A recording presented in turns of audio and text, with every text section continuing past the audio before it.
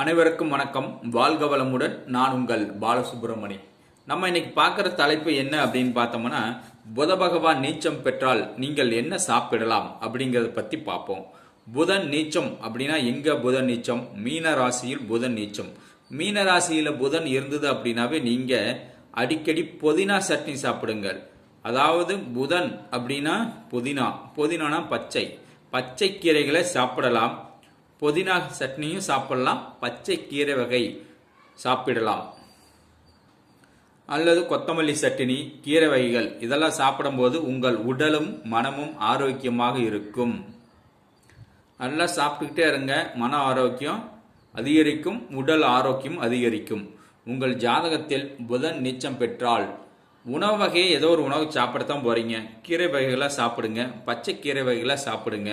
புதன் நீச்சம் பெற்றுவீங்க. உடலும் மனமும் ஆரோக்கியமாக இருக்கும். பலமாக வாழலாம். வாழ்க வளமுடன். நன்றி, வணக்கம்.